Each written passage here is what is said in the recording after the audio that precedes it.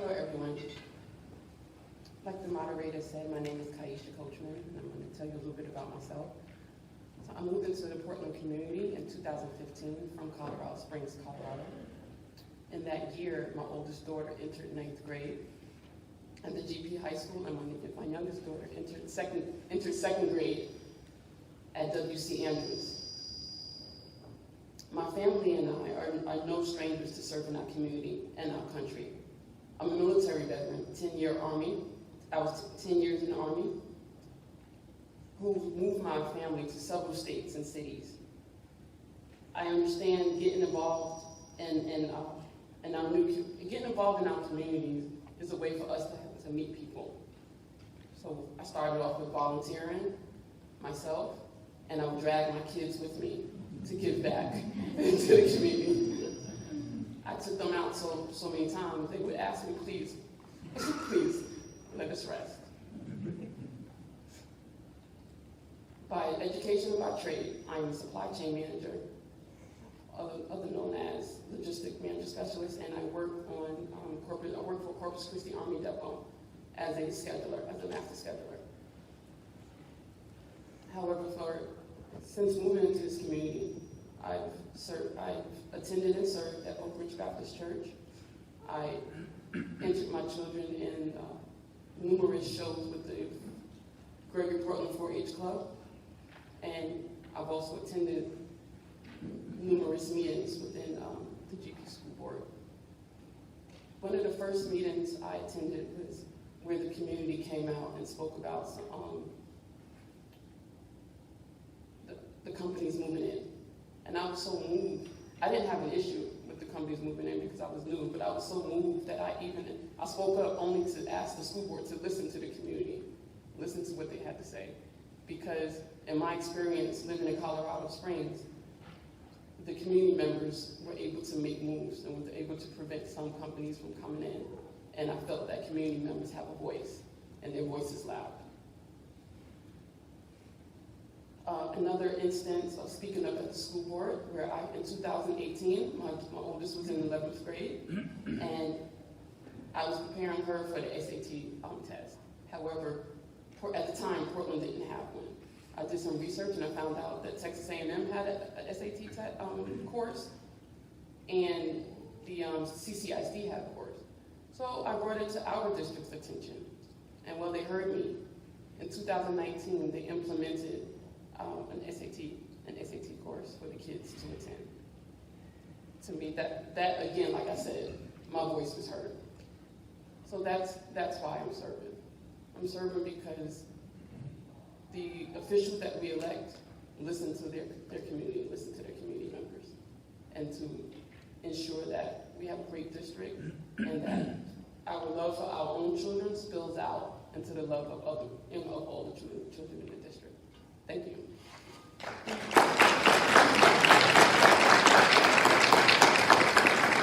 Thank you, Kaisha. Our next candidate is Barkley Ware.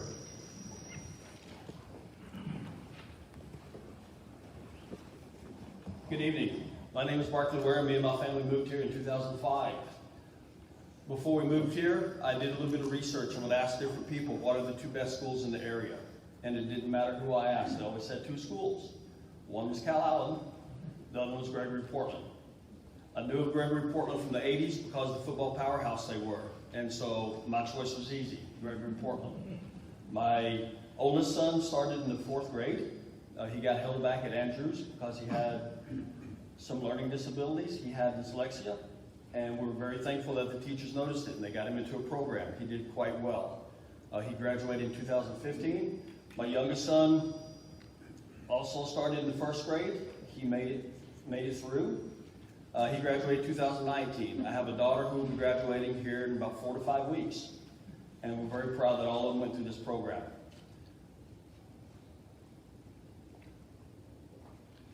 I didn't write it down. I should have wrote stuff down. It's trying to go off the top of my head. Me and my wife got very active about 5 or 6 years ago. As our children got a little bit older and that they could travel with us, or they also participated in the activities, we would be chauffeurs. We would travel with the band going on out-of-town trips, and we thoroughly enjoyed that. We got a good feel of kind of what the students needed, the joys that were brought by participating, also the sorrows when they failed. As our kids were in athletics, we traveled with the football team, going to all the playoff games. My daughter was in powerlifting and did quite well with that. She finished her year off very well, considering the last year, if you got kids who were seniors, it wasn't the best of years. But she also learned how to use the Zoom, how college potentially may be. She was able to participate with Del Mar for the dual credit, and she enjoyed that. She will be continuing on her college classes. One of the reasons I'm running for school board, my son challenged me. He would listen to us over the years complaining about the decisions the school board made, whether it was dress code policy, putting in the metal detectors, other things they had going on. And he goes, Dad, if you're going to make a change, you got to run. And so finally I'm stepping up to the plate. I would like to be your ears and also be your voice when we sit down with the school board making the decisions. There'll be lots of decisions that will influence every parent and every student that goes through, whether it's from first grade up to the senior. And I would like to be your ears and your voice to that. Thank you.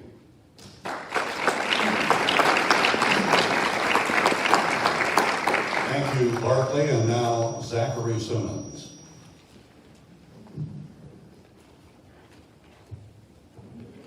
A little shorter than everybody here.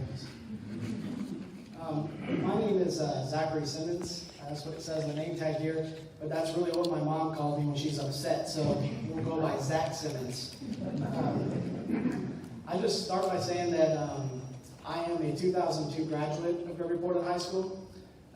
I've lived here almost my entire life. My parents, we moved here in the mid-90s, got out of Corpus and to GP-ISD as quick as they could, I believe. I also do have a vested interest. I have a 5-year-old son that will be starting in GP-ISD in the fall, and I have a 4-month-old son who will be starting soon as well, I guess. My wife is also a 2004 graduate of Gregory High School, and I have both of our moms, my mom and my mother-in-law, are retired GP-ISD teachers. They put a lot of time into this school district, and this community has given me and my family a whole lot throughout the years. And one of my main reasons for wanting to run for school board and to get involved is to give back to that community that's given us so much over time.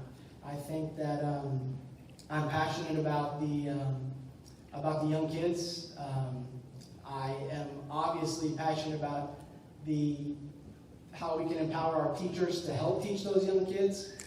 That's one of the most important things to me is our teachers given the abilities to teach in the classroom and to help form the future of our community and of our country, really. I think that one thing is to have a better line of communication between the school board and the community, and that's something that I really strive to accomplish if elected. A little bit about myself. I currently am employed with Republic Services, Recycling and Waste Company. Hopefully that doesn't turn anybody off. But I'm an account manager and handle pretty much all of this area outside of the city limits. So if you have questions about the city, please refer to your city council. I just think that our communities, Gregory and Portland, are both growing at a rapid pace, and I think it's important that we grow with them and that we retain some of the family values that have made us great. So I appreciate y'all's time, and I look forward to serving y'all.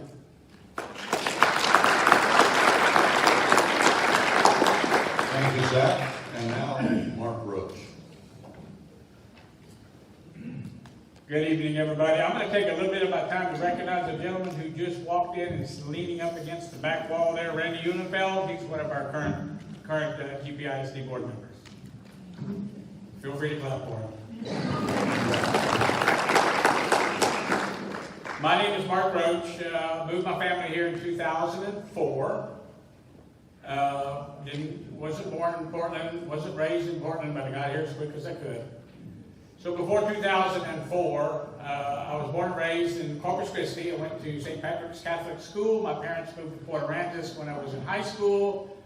We didn't have a high school in Port Aransas back in those days, so I had to go to high school in Aransas Pass. That's where I met a large number of GPISD friends to this day.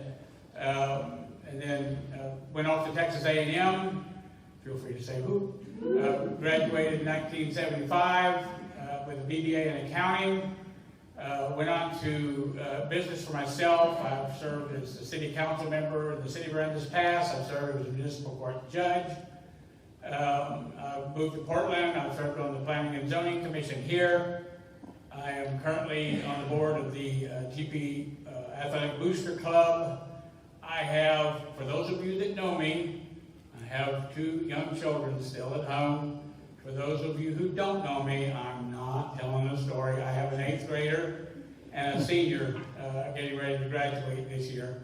That's been an interesting thing for me to experience. Anyway, I consider myself a conservative, and I believe that the principles that have made this community what it is today are the result of conservative thinking, and I will do everything in my power to be able to maintain conservative thought processes in regarding the school district's administration. Thank you.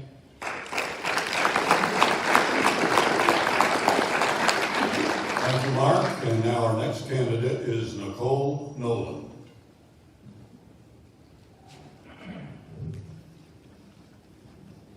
Might be a little shorter. Not a contest. Who am I kidding? Everything's a contest. Texas. All right. Okay, I can't do this. Is that all right? Sure. All right, break the rules here, y'all. I can't do this. All right, my name is Nicole Nolan. I am a GP Wildcat class of 97, married to a GP Wildcat class of 95. No, we did not know each other in high school. I was in the band, he was not. We are raising GP Wildcats. I have a senior, she will graduate this year, and I have a freshman who takes me out of my box on a daily basis, and I hope she's where she's supposed to be right now. But left her on her own means. I didn't prepare anything. I thought I'd kind of wing it. Now that I see all of you, I'm a little nervous and I'm going a little blank. So if I missed something, check my Facebook, because I'm really, really good at Facebook and social media. I have been involved with the school district in some way, shape, or form since fall of 2008, when my oldest Michaela joined the ranks of East Cliff Elementary as a kindergartner. I showed up, made eye contact, and they never let me out.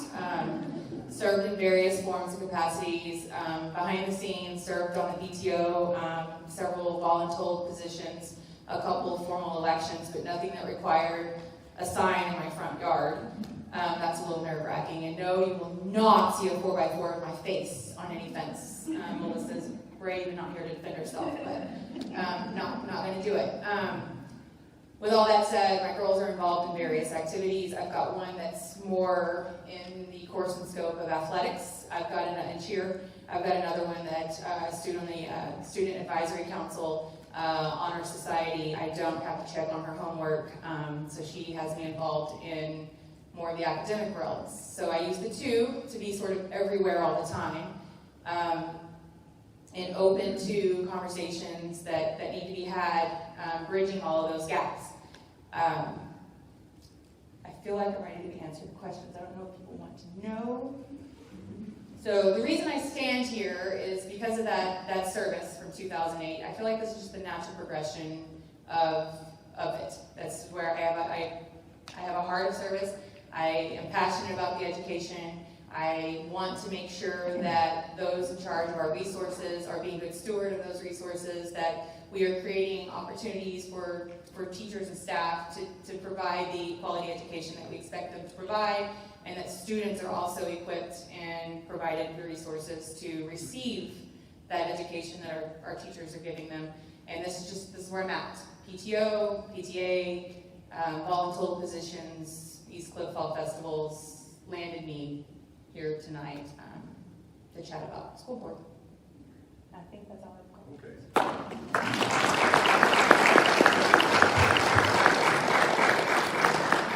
Thank you.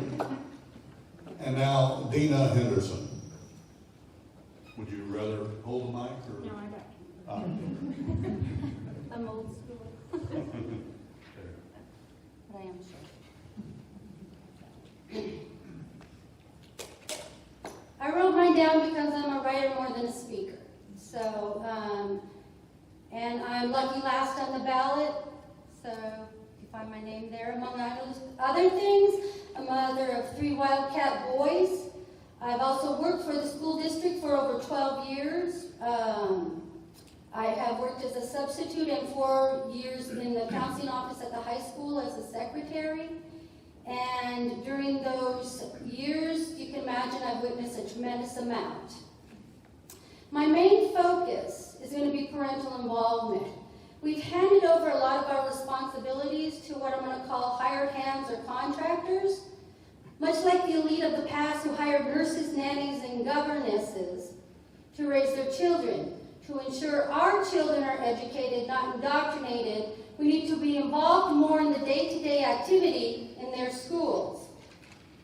I believe parents should take more of a role than sharpening pencils or cutting out paper for kindergarten and first grade or fundraising.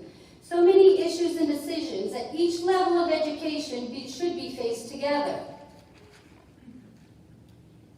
So we were informed when we were running that as trustees we have basically a 5,000-foot view. So we have limited authority in decisions. How much more limited are you as parents and guardians then? When you hire a contractor, you still remain in charge of the decisions. You don't give the painter the choice of what paint color. You don't give the landscaper carte blanche on your yard. How much more do we need to be involved in what occurs each day and what goes into the hearts and minds of our precious children? When my oldest son was in elementary in Montana, I volunteered every Wednesday morning, and other parents volunteered in different mornings or afternoons as needed.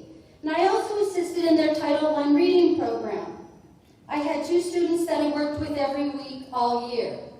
This is families in the school witnessing the processing education, an understanding and a process and a partnership is found. It's then shared with your friends and your neighbors and your families, resulting in a collaboration of the community and the school.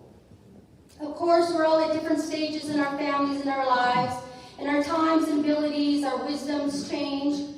But I do believe 100% of us want a say in a partnership that is real and substantial.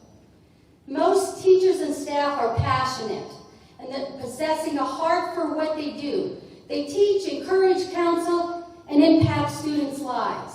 It is our job to assist. Many do not know or understand the options and choices that are open to their own students, nor do they realize the decisions of classes taken in 6th grade impact them not only through middle school, but into high school as well.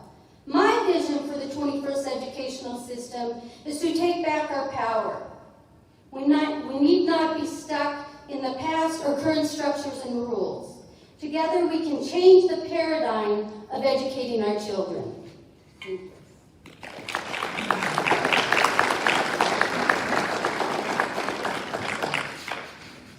Thank you, Deanna. And now, the part where you get involved. You get to ask any of the candidates a question, and you have, candidates have 2 minutes to respond to that. Again, this is your chance to ask. Yes, sir. When you ask a question, are they all going to answer the question, or just the one you asked? Just the one that you're asking. Yes. Can you ask a question that everybody, that's Yes, you for may. everybody, so it doesn't have to be just one? Right. Okay. Yeah. Thank you. So would someone like to start us off? Terrific.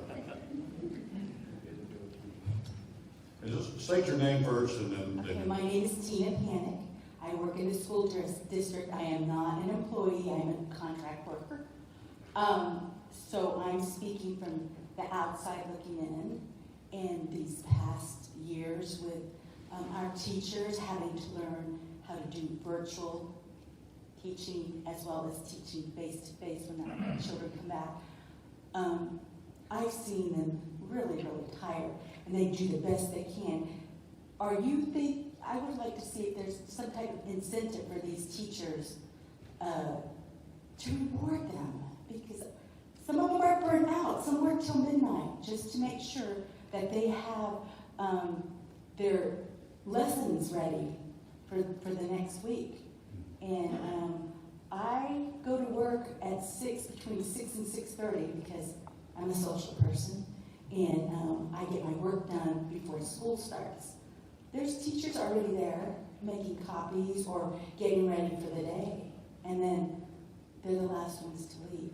I want to know what you would do if you were elected as a board member.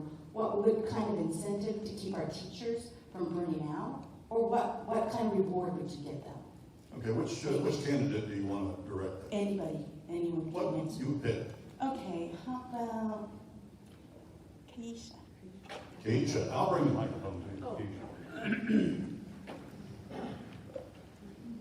Oh, ma'am, I think that is a great question, and thank you for thinking of the teachers. As you were speaking, I was thinking of ways that the nation has been celebrating the first responders and the nurses and the doctors. And you're right, there's teachers that are not being as celebrated as doing their own job, going above and beyond.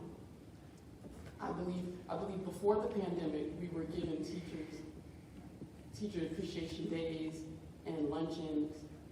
I think to step it up some more, because now they're doing double the work that they were doing before the pandemic. I think along with teacher appreciation days, we can also, around the holidays, raise money for gift cards, raise money for gifts, maybe a spa day, like an extravagant gift basket that includes a local spa, a local business, maybe going to a hair salon, barbershops or hair salons. I know we have men and women, male and female teachers. I also think we can look at a calendar and maybe give them another off day, or maybe rotate a decompression day to where they don't do anything, no students, and then maybe stay home, take the day off. But I do think we could be celebrated. And as far as getting the parents involved as well, giving them parades, giving the teachers parades through, just like I've noticed on national news, how we gave the doctors and the nurses congratulatory parades. So I think we can look beyond and look at other examples to where that we could bring within our district and implement those type of ideas to show appreciation to our administration. It's not just teachers, but administration, even all the way down from the superintendent, all the way down to the housekeepers. Okay. Thank you, Kaisha. I do have another one. Okay. Zach, can you answer that since your mom was a teacher? Yeah. Okay, Zach. Well, and I think she's in here, so I'll start by thanking her for everything she's done. No, I think that's a fantastic point. I think as a school board, it would be a beneficial thing to work collaboratively and come up with ideas that we can help incentivize and reward teachers for all the hard work they put in. Like I said, that's really one of the most important things to me, is that they are well taken care of. Because when they're well taken care of, our students are well taken care of, and when our students are well taken care of, this community becomes a better place. So I agree. I don't have as many ideas as far as spa days and things like that, but I think it's something that we could come together and we can toss those ideas around. But I definitely think that they do need to be recognized more than they are. Thank you for your question. Thank you, Zach. We have any other questions, or would you like the other candidates to ask or answer that same? Okay, we'll have a new question. Please state your name and who you would like to ask a question. I'm Mike Carter. This is kind of a question for everybody, and then I'll figure out it. Okay. So there are three very destructive movements in education in our nation today. First is critical race theory. Second is 1619 Project. And the third is transgender, males competing in female sports. What's your position on these? And are you aware of these things that are going on in education? We'll start with Barkley. Okay, Barkley. very hot topics nowadays in society. I will state, as far as me, I'm very conservative. I also don't like making rush answers without doing my research. I've only heard those in one side on the radio. So as far as doing research and finding out exactly what the influence is, I would have to do that before I would get on from a school board. With 7 board members, I'm sure there's going to be lots of discussion about it. We're going to have various views, at least hopefully we'll have various views. If everybody thinks like me, we're in trouble. People have asked me, but you want everybody to be like you, know it would be very boring, and you'd only see one perspective. So as far as giving you an answer for it, my best one is being conservative, and I would have to sit down and speak with other board members about that. So. And Nicole, if you could address that as well. Okay, Nicole?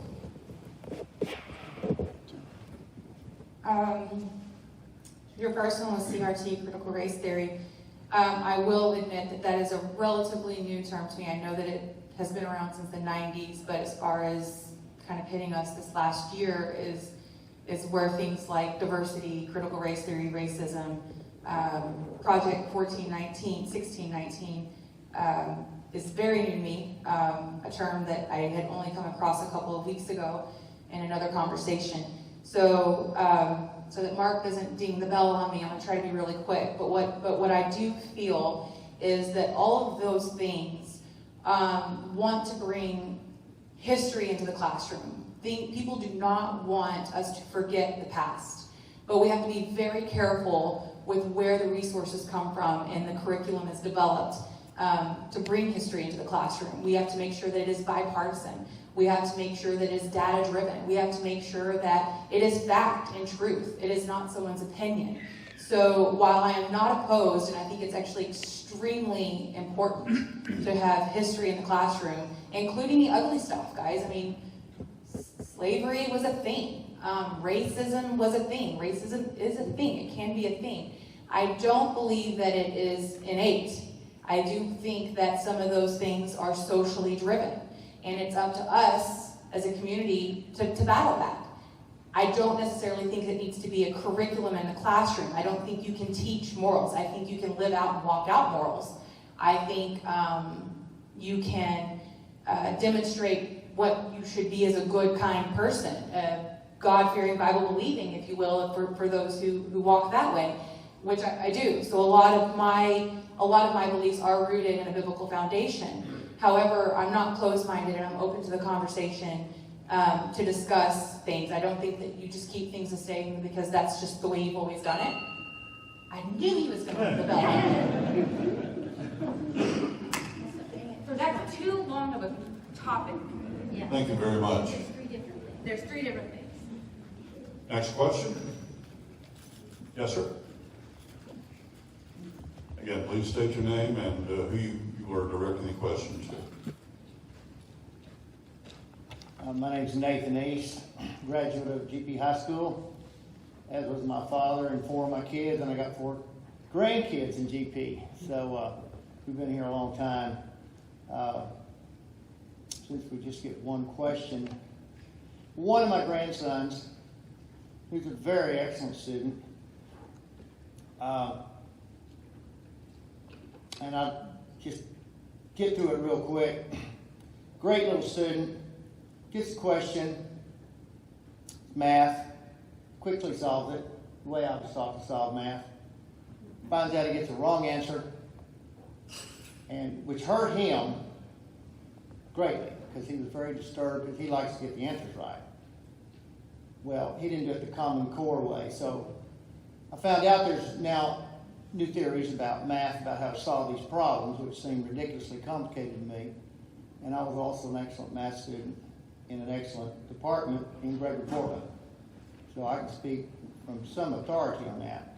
I'd like to have each one of the school board members ask either yes or no, do you agree with the Common Core curriculum, particularly in math? And would you want it in our school or not want it in our school? Either yes or no. We'll just start with the first and comment. Just yes or no? Yes. If you don't understand the question, you want me to ask it again? No, sir. I understand Common Core. I understand Common Core, and I believe it was get into our students to promote critical thinking, to change their mindset from 1+1. I know it's a long way around the 1+1, but it just gives them a different way of thinking. So, and for that reason, I say yes. Thank you, Kaisha. Mark? For me, I'm like you, I'm old school, so I'd have to go no. Zach? I would say no as well. Mark? No. Nicole?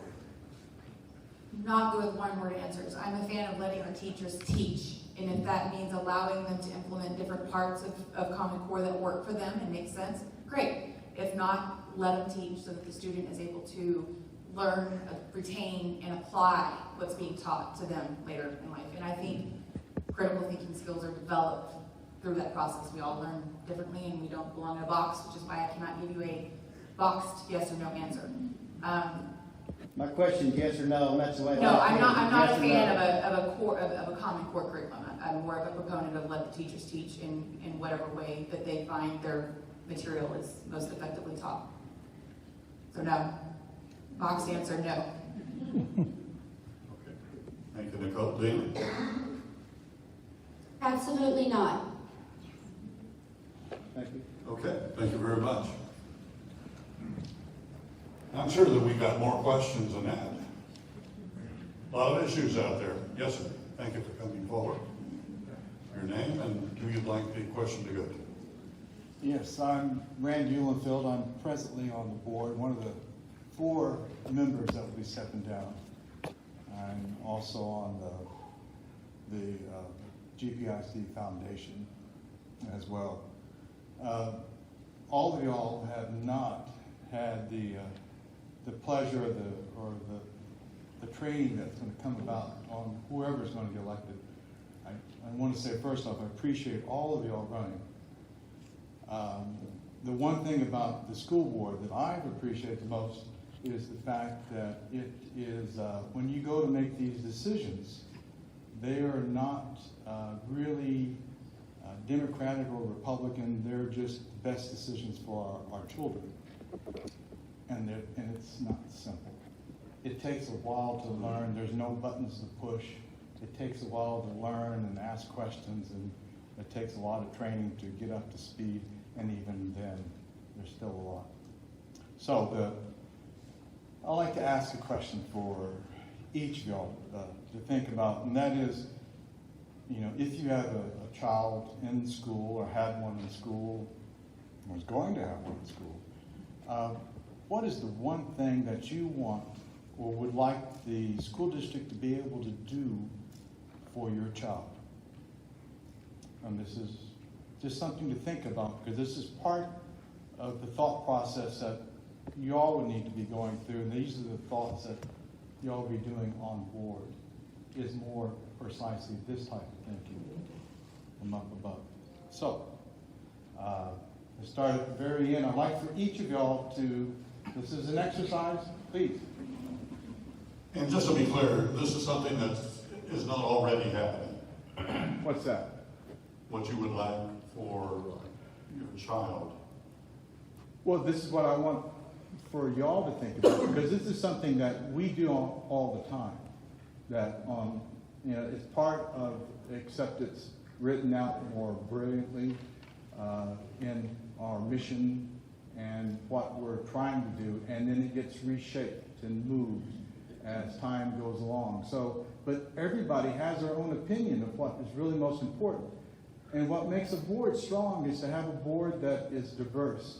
There needs to be from all sides and of all thought to come for a common cause, that you push out the outside world and all the noise that goes on talk radio and on television, and look at what's in our community and what we need here and what's best for our kids. And so these thoughts come from our spirit, our souls. So that's why I want to ask each of y'all, what is one thing that y'all think that is important? And maybe we'll all learn from it. Okay, Deanna, this starts. I've had 2 of my sons graduate already from Portland. I've been here 17 years, so that being in Portland still makes me sort of an outsider. My son that graduated, they received excellent education. Graduated among the top in their class. One's a senior in college. One owns a hippie yoga retreat in Guatemala. A very diverse children. I also have a senior who, I have to tell you, I'm dragging him to the finish line with all this virtual learning. What I want my children to get, what I believe they mostly have gotten, is I believe a school needs to academically prepare children to be good citizens of their community, of their state, of their country, and of the world. Thank you, Deanna. Nicole? My initial response is I want them to have I want the school district, I want their teachers to foster a desire to continue growing and learning. I want them to enjoy being in the classroom to the point where they just are always looking for a classroom or a learning opportunity. And I want them to want to share that. I want them to share, what they know and what they've learned, and to be coachable and continue growing. So I guess a simple word is I want them to continue to want to learn, and that comes from being taught in a way that it's exciting to learn, and provided the resources that you are able to learn, and share that, and continue growing the community around them. Yeah. Okay. Thank you, Nicole. And now Mark. Well, I think I'm more of a fundamentalist. What I would like to see, I've already had 4 kids go through the public education system, and I've got 2 in there now. And what I want for all 6 of them is to be equipped with the means to be able to pursue the continued education, be it at a university or be it through skilled trades. That our high school our 1 through 12 experience position them so that they can compete in the world. Thank you, Mark. And now Zach. Thank you, Mr. Eulenfeld, for the question and for your service to our community. First of all, I think simply I would like our students to be college and career ready. I would want them to be, our schools empower them to be great leaders, to go and to really pursue their dreams, whatever those might be. But I think we want to be able to give them enough tools in their tool belt to do those things, whatever it is. Thank you, Zach. I understand Tim Flynn is here. You just walked in? Oh, thank you for joining us. Oh, sorry, I was ordinance, council didn't do things, sorry. Well, thank you for being here. Barkley? With that question, I think you can go any direction. But when you asked me that, one of the things I thought about is having parents that are confident enough to talk to the teachers. If your child is having issues in the kindergarten or first grade or somewhere younger, that the parents will feel comfortable enough to go to the teacher, to go to the school board and say, hey, my kid's having some issues, what can we do for them? All the kids learn differently. But if the parents do not let us know that their kids are struggling, we can't make the changes. But having a door open for the teachers, you have parent-teacher meetings. I'm very familiar with that because I have 2 kids that have dyslexia. And so when the meetings were called, my wife would go. She was able to take the time off to go talk to the teachers, to express their concerns, to be able to make the adjustments in the classroom. Do they need more time to do this? Do they need more time to do that?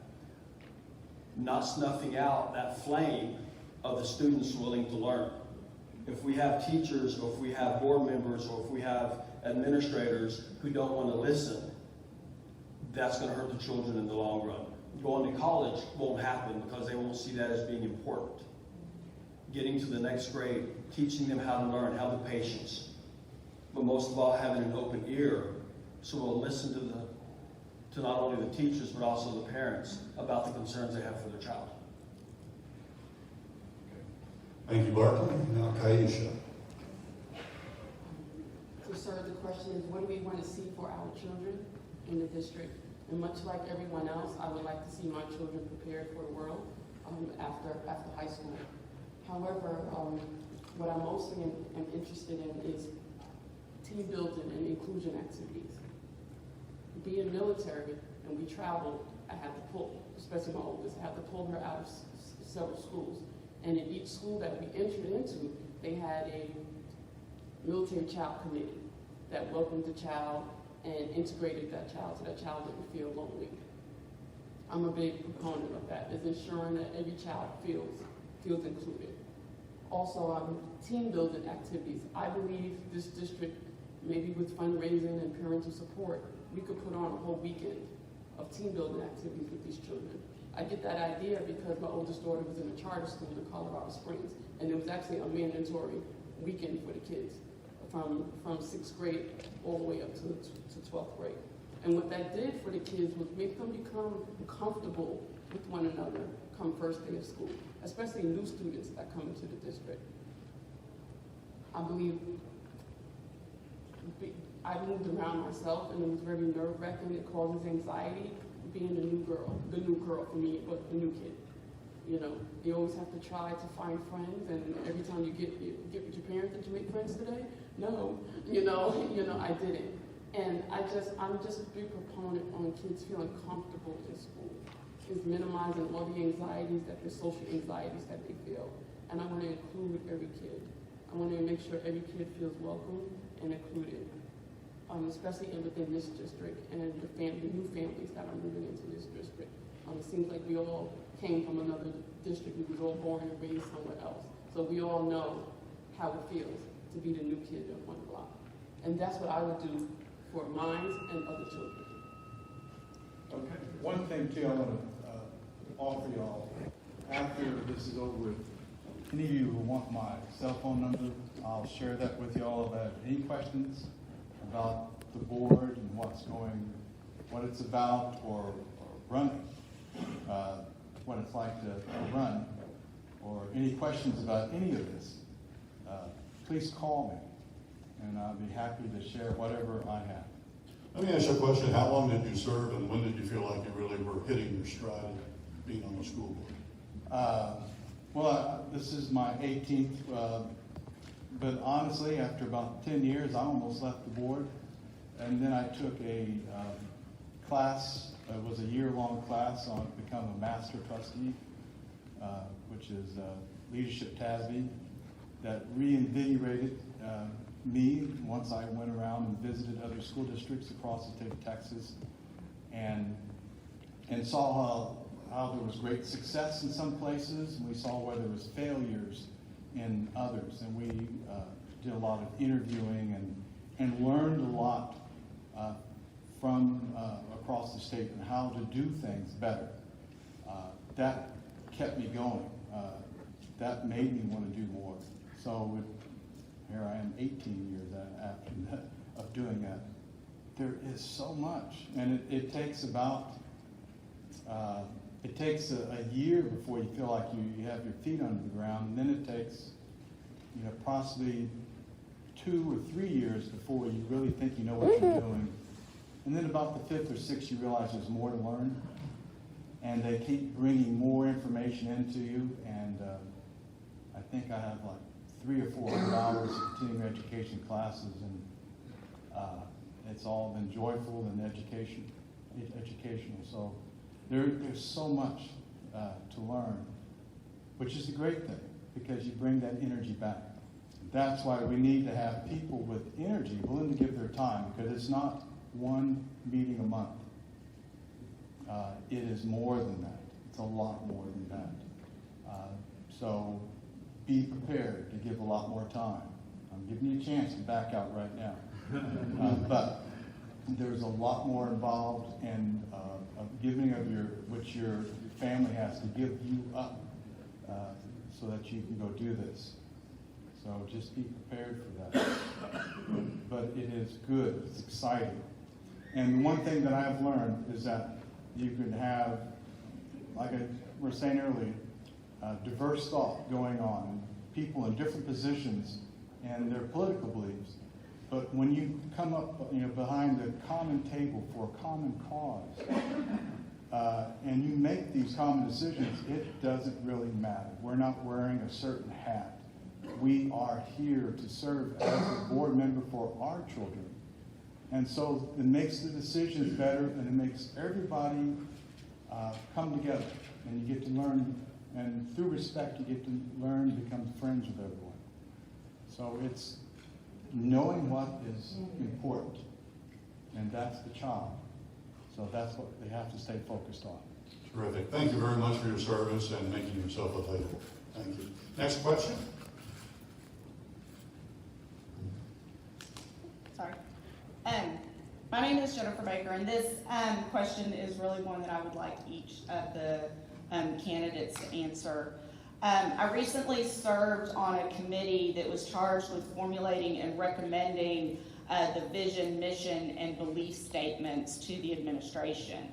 As part of that, there was a lengthy discussion regarding the inclusion of the phrase embracing diversity as part of the school district's belief statements.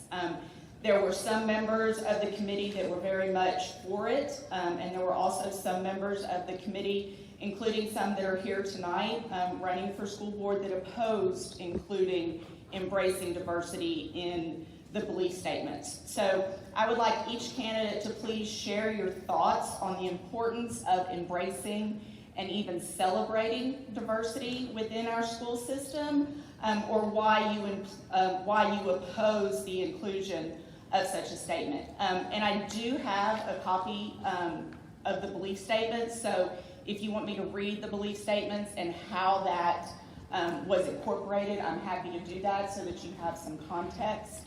But that's if you just need that context. So I don't know if we want to start. You want to start with me? Sure. Mm-hmm.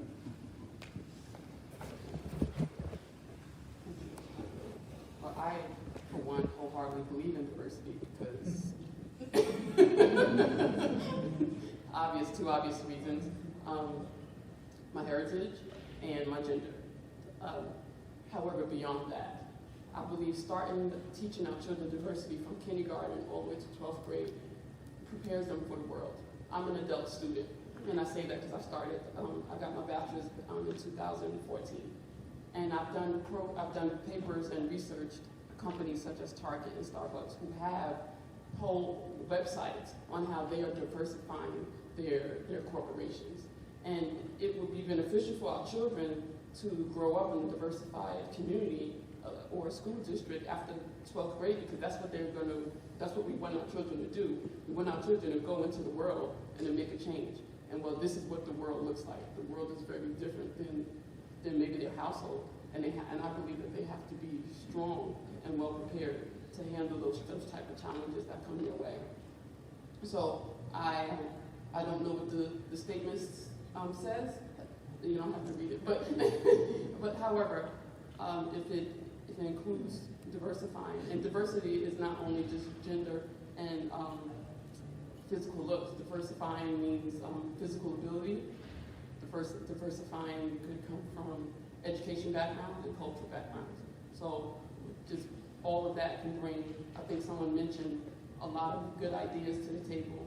I think maybe the other gentleman mentioned that diversified thoughts, that's what he said. So yeah, so I do agree with the statement. Thank you. Thank you, Kaisha. It probably is a good idea to hear the statement just so everybody is aware and knows the context of it. And if you wish to make another statement afterwards, that's fine. But can we have that statement? Sure. So the belief statements are, in GPISD, we believe that our principals and campus leadership are courageous leaders who show grace, empower others, embrace diversity, and cultivate GP pride. And then there was also the other belief statement, I believe, was regarding the students. In GPISD, we believe our students are leaders and critical thinkers who embrace diversity and pursue excellence in all endeavors. So those were the two belief statements that we as a committee came up with that included the statement of embracing diversity. And there was some opposition to that, and so that's why I'm posing the question to the candidates. Okay, fair enough. Kaisha, did you want to add anything to that? No, sir. Okay, all right, let's go with Barbara. Diversity is another thing that can be very touchy. Every one of us is going to have a different mindset of what we see diversity as being. But diversity, I think, is also very important because it brings different ideas to the table. If you just have to go with my ideas, I don't bring a whole lot. I have the way I was raised, the way my religious beliefs are, and other things like that. Is it 100% correct? No. But if we don't have diversity, our kids miss out. We miss out. Whether it's lifestyles, don't necessarily agree with all the lifestyles that are going on, but you allow the kids to sit and look at it. We as adults, we get to sit and look at it. We get to make our own decisions. Bringing in different people with different thoughts. One of the things I thought was pretty neat when we moved here, there was, I believe, a young man who was in a wheelchair in the 4th grade. I love that because now my son got to meet somebody who wasn't like him, who wasn't athletic, who couldn't walk, who had their own issues to deal with. But he also got to learn different things about being a person. This is what they have to deal with, not because of any particular reason. Giving different mindsets, different lifestyles. As I said, diversity can take on a lot of different meanings. But if we only have one way of thought, one way of looking at things, it's not the right way to go. We need to have outside input. We need to have other people's opinion. If elected to the board, will I agree with everyone's opinion? No. Will they agree with mine? No. But at least we're diversified to be able to present those. And somebody may present one, I go, you know what, I like that idea better than mine. Let me go that way. So to me, diversity is pretty important. It allows our kids to take a look at different things other than what we've raised them to do. And then as they get older, they can make their own decisions as far as what they want to participate in, who they want their friends to be, and the lifestyle they choose to go. Just in time. Simon? First of all, diversity is a very important thing, and I do think that we should embrace diversity as a school district and as a school board. I do, like the other candidate said, not just diversity in the way people look, but cultures and thoughts and things of that. But I would like to add that I do think that diversity is a great thing, but it's of secondary value to me. I think the one thing that we should be embracing is excellence in our students and in our teachers. So I'll leave it at that. Thank you, Zach. Mark? I believe that question might have been directed at me, Booth Baker. And I think it's important to point out at this point, I was on that committee, and I was, I think, one of the guys that led the charge regarding the discussion of using the term embracing diversity. And you may not have meant it this way, but I kind of took your question as to say that there are those of us that were on that committee that were against embracing diversity. And that couldn't be farther from the truth. It is a horrendous inaccuracy. What actually took place, if you'll recall, was discussion of the term being used. I've always believed that semantics is everything. And in choosing to use the words embracing diversity, okay, in today's society, 10 years ago, 5 years ago, probably would have gone right over everybody's head. But my thoughts were that it has become an extremely political term, and it is boundless in its definition. So the suggestion was made, if you will recall, that we use a word different, but to arrive at the same thought of inclusion.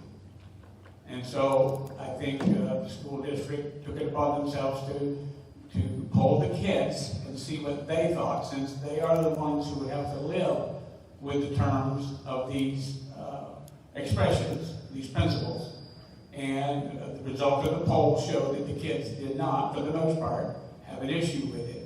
So we all agreed to use the term embrace diversity, to suggest that any member of that committee is against embracing diversity, really wrong. Really, really wrong. I was on the committee. I've heard the discussions. Thank you, Mark. Nicole. Okay, I also served that committee, however, I was absent on that particular day, so. But I will tell you, I will agree with Mark in that it is, the word diversity has become such a hot buzzword that we sometimes, as adults, can complicate it and it just turns into something that it isn't, and it develops a connotation. You see it as either good or bad. And I don't think that that's fair to the word. And I think that's where the students embraced diversity and keeping the terminology, because they're still very squishy-brained and haven't quite complicated things the way that we sometimes do as adults. With that said, embracing is just supporting. Diversity is variety, and no one gets upset when your financial advisor says you need a diverse portfolio, because that balances things out. Am I correct? So embracing diversity is just supporting a variety of whatever it is we've got going on. We get hung up on skin color and sexual orientation and who lives on what side of the city. We forget that diversity is also influences, interest, talents, time, all those things. And I think by supporting them and embracing the variety, embracing the diversity, supporting the variety, that just balances us and strengthens us and challenges us to think out of our own boxes and come up with better. And if you're not willing to see both sides of that, then that's obviously a completely other topic that we're going to get before he rings the bell at me. He's standing up at 30 seconds.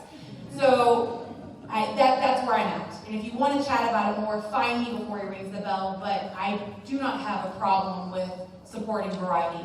And I do think we complicate things. I did it! Thank you, Nicole. Deanna? I'm going to start by saying, when I was in 3rd grade, and we were all supposed to say what we wanted to be when we grew up, I was told I could not be a lawyer because women could not be lawyers. Now, I chose at the time motherhood over law, because it was my choice. But on the other hand, I agree with what other people have said, that we have buzzwords, we have divisive buzzwords. And I believe that if we just embrace each other as human beings, that in itself will give us the diversity that we want. And you can call it whatever you want, but let's just make progress and let's move forward. And let's look at the character of the people and the needs of the people and the needs of the students. Thank you, Deanna. Next question.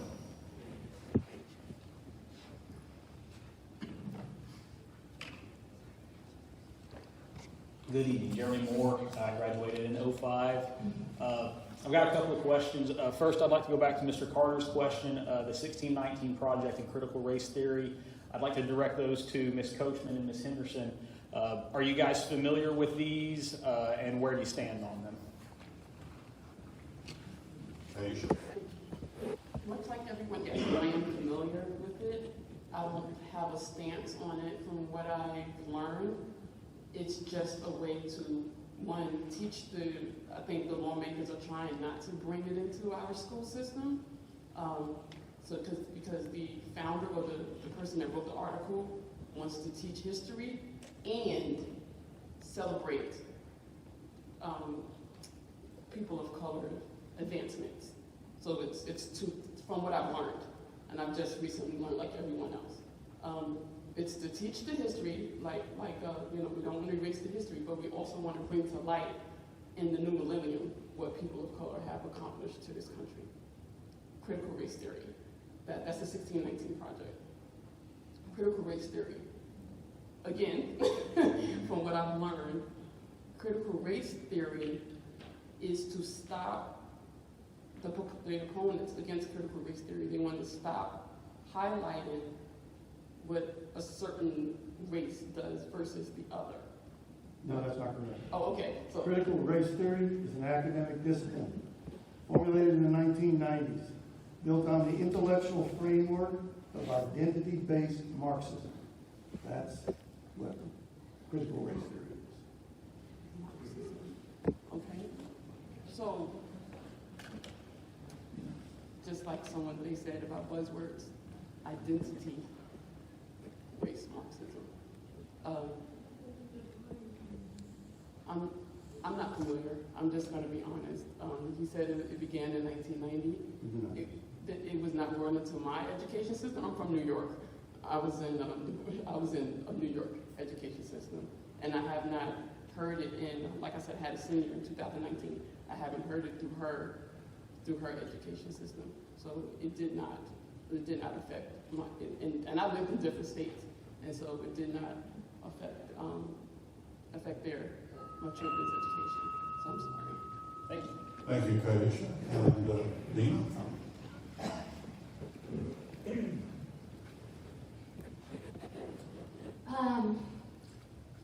I'm pretty familiar with both of those.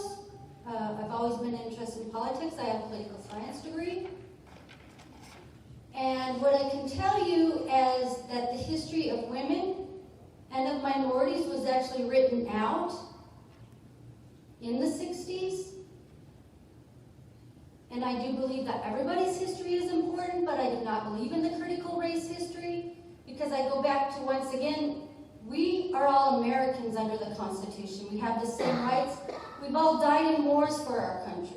We've all taught. We've all been a part of our society.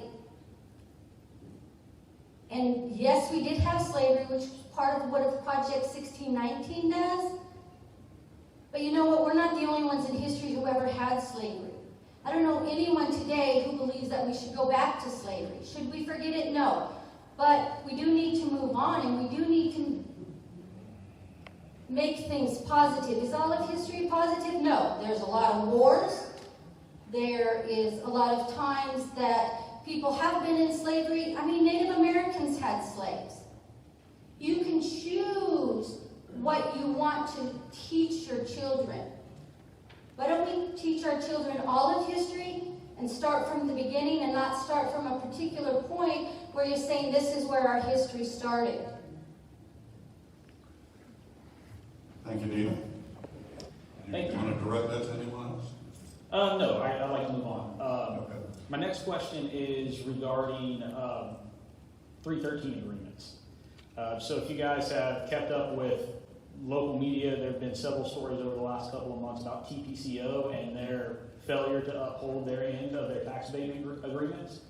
And so I'm not asking if you're pro-industry or against industry. I'm asking what criteria would you use when you're making a decision to extend one of these 313 agreements to anyone in industry that wants to come into our area? What criteria are you going to use to evaluate that candidate and decide if they're a good one to extend that agreement to? And I would really like to hear from everybody if that's possible. Okay. Why don't we start to my left, and we'll then go to the right. Well, 313 agreements. School districts were kind of forced into it. The school finance package that came out, Doc helped me out, 15 years ago, roughly, 2000. It was good for the taxpayers because it capped tax rates that school districts could impose amongst the taxpayers. But along tied to that language was the fact that school districts could no longer negotiate abatements to industry. School districts function in the same pond with cities and county government and so on and so forth, and they're all affected by the initiation of an industrial development in their area. okay? So the county can do whatever they choose to do, the city can do whatever they chose to do.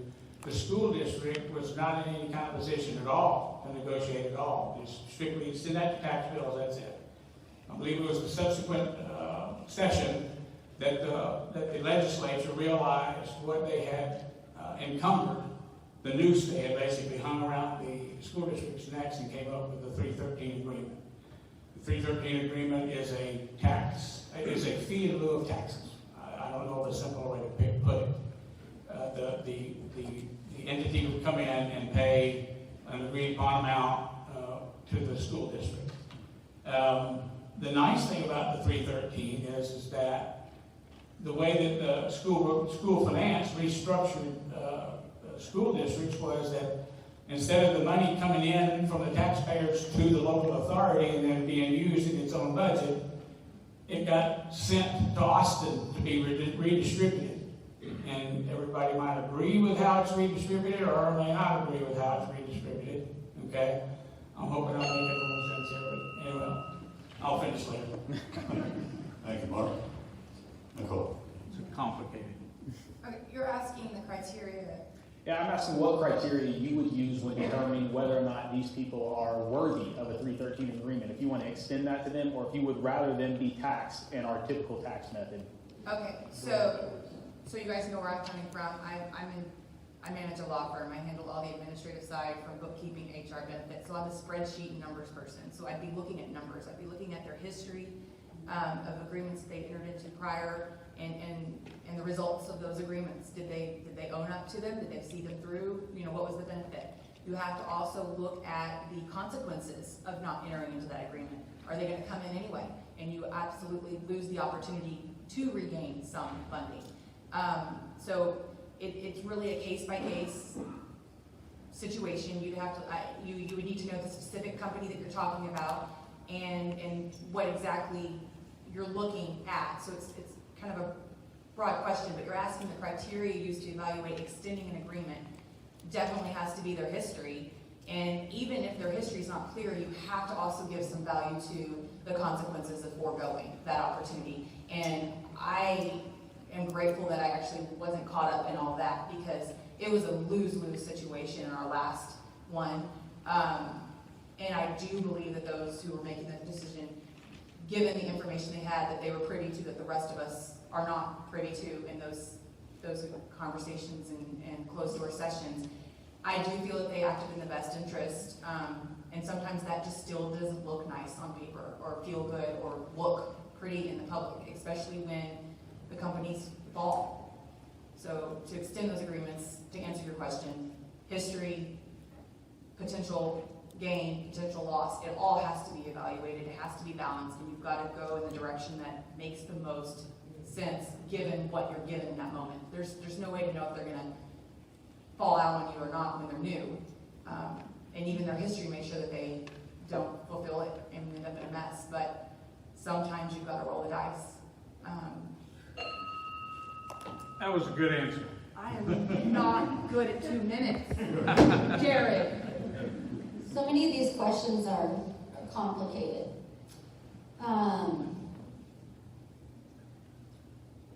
I believe also that once they're already here, you have to look at their history. You're going to have to look, have they made our lives better? We live in a small community that has changed drastically. I mean, there wasn't even a Walmart when I moved here. So what I will look at is, what are they doing to our standard of living? Are we benefiting from them as a community? Are we going to lose out are they going to remain there? We're just going to lose out of the money that should go to our children anyway if they still stay here. And I would hope and pray that in the future the elected officials, which the board didn't make this, would maybe make sure that those companies are not from communist anti-American companies and will use all our water. Thank you, Deanna. And now, Zach.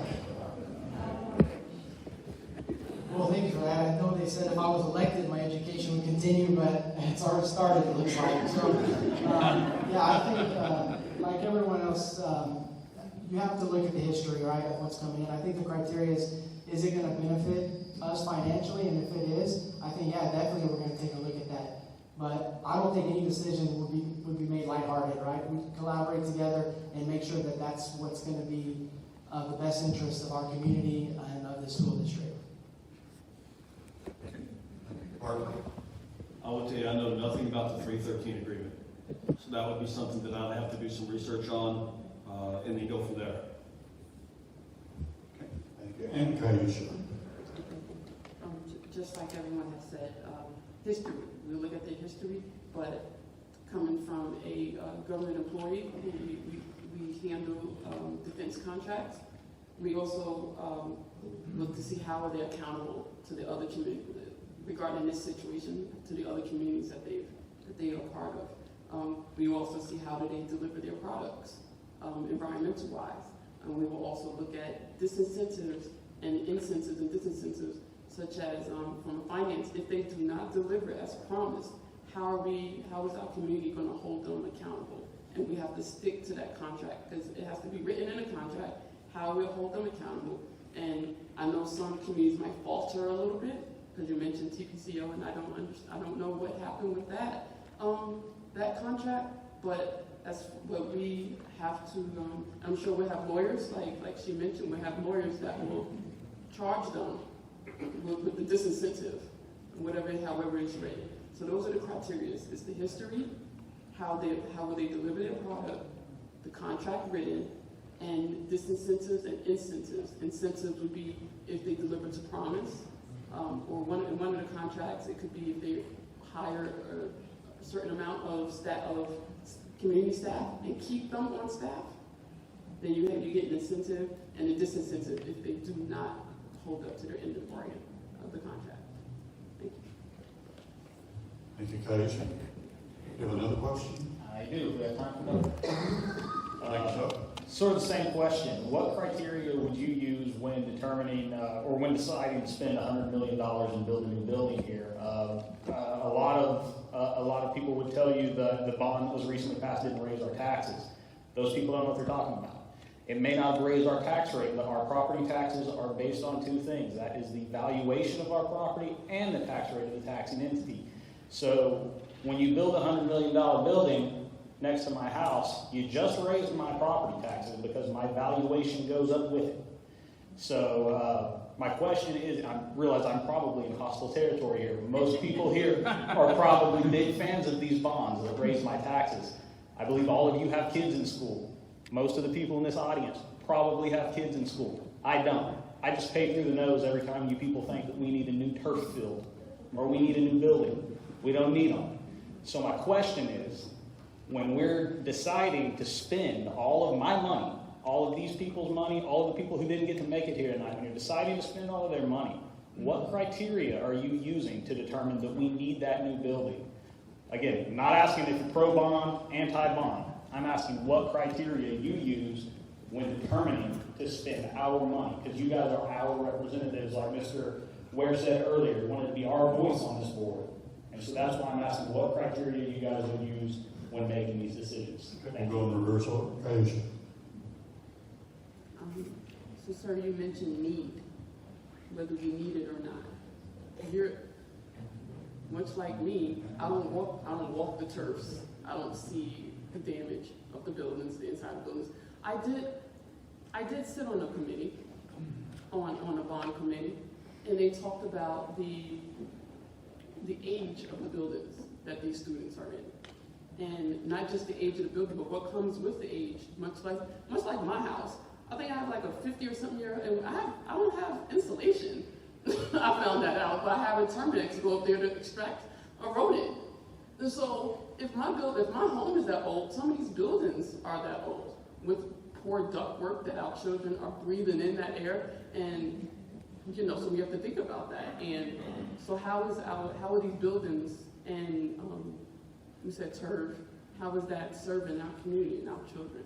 So I believe there's architects, I believe there's specialists that come into these meetings that discuss what they see based off of their assessment, just like our homes are appraised every so often. I believe it tells us where we could make improvements. So I believe that's the criteria that you would use to improve the turf or improve your community or improve other buildings. I don't think only one building cost $100 million. I believe it was a collective repair process. So those are the criteria. Thank you. Thank you, Parker. One of the things that I look at spending that much money is, one, how is it going to benefit the kids? If it's going to benefit the kids and make them a better person, make them a better individual, make them smarter, then yeah, let's go for it. Also, you're talking about the age.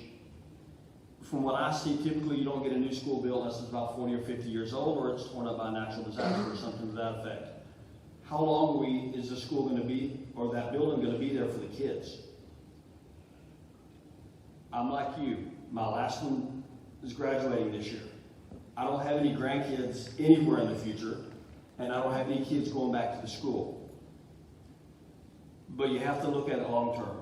Will my kids stay here and have kids? What kind of building will they be going into? Will you be able to expand it? Is it going to be one for one particular reason only? Or are there going to be areas that won't be used at the time, but the future planning is there? I know, as you said, with the bonds, with all these big companies going up, I don't think we have a reason not to be able to go in, 21st century, 22nd century, I'm not sure where we're at right now, but be on the cutting edge of technology with those buildings. If it's just going to be a building and it's just going to be something for regular stuff, we need to stop and rethink it. But if we're going to be able to educate our children a lot better, the building's going to be there for long term. As you're talking about the architect, we haven't had a major hurricane hit in a very long time. Harvey hit, it was a 2. What's going to happen if we get a direct hit? Will it survive? Or is the building just being built because they want it to be built? What are the specs? Hopefully that's written into the contract. But for me, top priority, how's it going to benefit the kids, and what kind of long-term use are we going to have out of it? Thank you, Zach. Thank you. And since you're a former Wildcat as well, I know that you would love to see all these buildings and great. This place is 20 times better than it was when we went to school.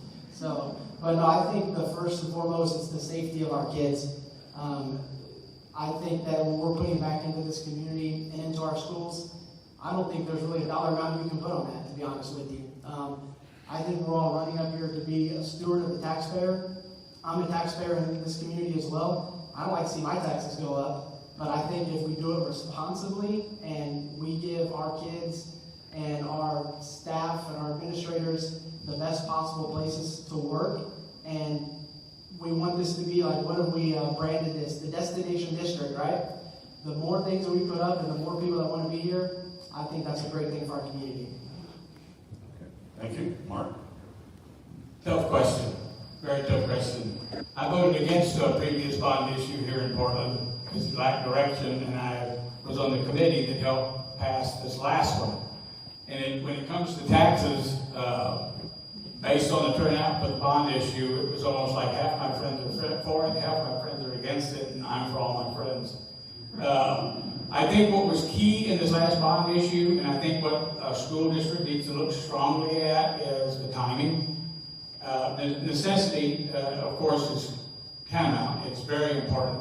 But the timing is also critical, and the school district was very fortunate at this past bond issue to catch a bond election at a time where the valuations were increasing, not because your house appraised for more, but there was more concrete on the ground.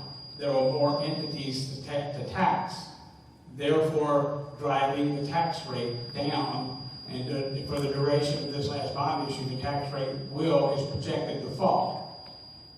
Anybody could say, well, what if it doesn't? Well, there's all kinds of things. You get out of bed in the morning and you could get run over by, a fire truck or whatever. It's going to happen, okay? And so I think it's critical that a school district, that a board member, and that the bond committee have a full understanding that the impact of the necessity of taxes, because without them you do nothing, the impact is the least impact that you could impose upon the taxpayers, one of which I am. Thank you, Mark. Nicole? Great, so you're a criteria guy, right? Third criteria. Again, spreadsheet person here, numbers person. I think the criteria, and full disclosure, I sat on the PAC committee, I served as treasurer and was very much a proponent and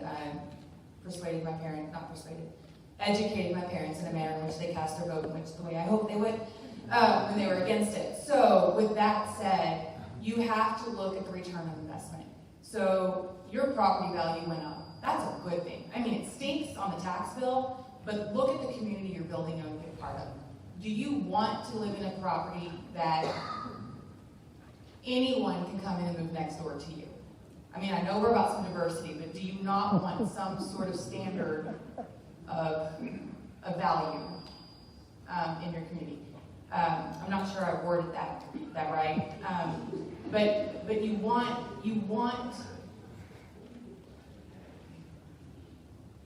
your property to be worth something, and a strong community supports a superior school district, and a superior school district is supported by a strong community. And you need the community involvement, and if that means your property taxes went up so that we have turf fields, so that we're now able to host tournaments and track meets on a higher level, district, area kind of things, like the long-term investment. You invest now at the ground level in those facilities that are put in place. There's going to be a return on that, whether it is in future income from being able to host UIL events or the education of our kiddos. You know, that CTE building was bond 2015. The goods to go inside it is bond 2020. That takes our kiddos to the next level in obtaining an education that they can take out of this community and hopefully return back and come back into the community with. So I've rambled a little bit better there. That might be a better conversation to have one-on-one and not in a 2-minute, because I've got less than 30 seconds because Jared stood up now. He's raising his hand. That is not a 2-minute answer. But I welcome appraised values. I'm always against taxes. However, we do need to educate our children. Full disclosure, my husband would rather move out of GP and not pay the high taxes. But we're still here, so you know who won that argument. There were really important things that we need to spend money on. For instance, you go to the junior high, and the teachers and the students there, they have sinus issues because of the age of the building and the mold and, you know, the popcorn ceilings. So my criteria is going to be frugal, because it's my dime as well as your dime. It's even worse for you not having a child here, but you do live in the community. So I guess I would just say I would be frugal. That would be my criteria.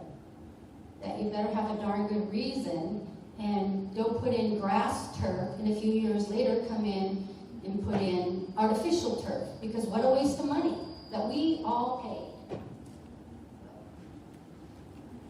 Okay, thank you, Dina. We do have closing remarks. I want to thank you for the variety of questions. We have one more question. Could I have one more? All right, I'll tell you what, we can have one more question. Please make it to a candidate. I'm going to make it real quickly. All right, candidates. I've been there before, so just calm down. All right. My name is Robert Lopez, United States Navy, retired. Okay. Thank you. Candidate 1, number 6. All right. And candidate 7, if you want to talk, go ahead, right? Are you a candidate? Oh, okay. I'm sorry. I thought you were. Okay. All right. What is your stance on vocational training currently in GPISD, and what would you do to make it better? And that's directed to Kaisha. Okay. I'm all for vocational training. I can hear you. I'm all for vocational training. Vocational training outside of shirt and tie. Things we were talking about plumbing, right? Trades. Plumbing, building trades, welding. Yep, welding. Construction, yes. automotive. That vocational training is what builds our country. is what builds our community. And so we need, and if we say that our children are our future, then that's where it starts. It starts right here. How to make it better. Bring in experts that were in the industry to train our children. Not just reading, studying the book, but that can give real world examples, can really tell our children what it's like to be out there in the heat, in the rain, in the cold. That's vocational training. They're the ones that don't have the luxury of air-conditioned buildings. I did post on my Facebook page, Kaisha Coachman from the Gregory School Board, thank you, that in some districts, they're celebrating the students that are graduating, going on to be apprentices and pipe fitters. I think that's what we should, just much like sign-in day, they are calling in, like companies like Chenier, calling them in to have a sign-in day for the students that are going into apprenticeships. I think that's a great idea, and I think we can implement that as well with our industry that's coming in, that's already here. So I'm all for vocational training. Thank you. Well. Thank you. And who else? Right here, we're going to go down the road. I'll go down the line, okay. Quickly and briefly. I'm like her, I'm definitely for vocational training. When I found out what the CTE building was for, I was like, hey, where's that been? Because we have a lot of students who aren't going to be able to go to college. They're not going to be able to afford it. Like Kaisha said, vocational training is our backbone. Who do we call when we have issues with the house? We don't call a school saying, hey, can you send one of your educated people here? No, we're calling the plumber, the electrician, raising the foundation, the roofers, the men and women who bloody their knuckles every day. And I think that's very important for them to be able to go up and say, you know what, education's good. I'm not going to be smart enough to go to college and get that degree. What can I do? And if we can have a door open for them to at least go in and try it and not have to spend a whole lot of money, maybe a young man or a young woman goes in and tries to be a plumber. Maybe not. Next semester, maybe they go in and try carpentry. That's more my cue. But I think it's very important to have that available to our students. Very well. Thank you, Zach. Yeah, so I'll keep it simple. Yeah, 100% support vocational training.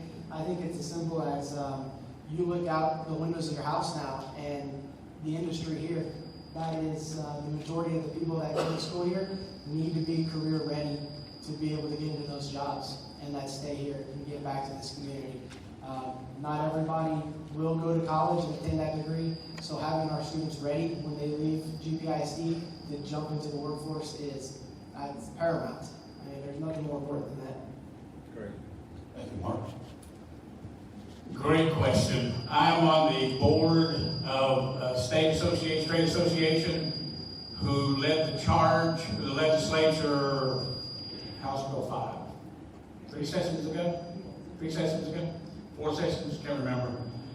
We led the charge for the legislature to pass House Bill 5 and took it even further when Governor Perry did not want to sign the bill. He wanted to veto it and convinced him that he needed to sign that bill. So I'm a part of the group that brought SHOP back into the public education system in Texas years ago.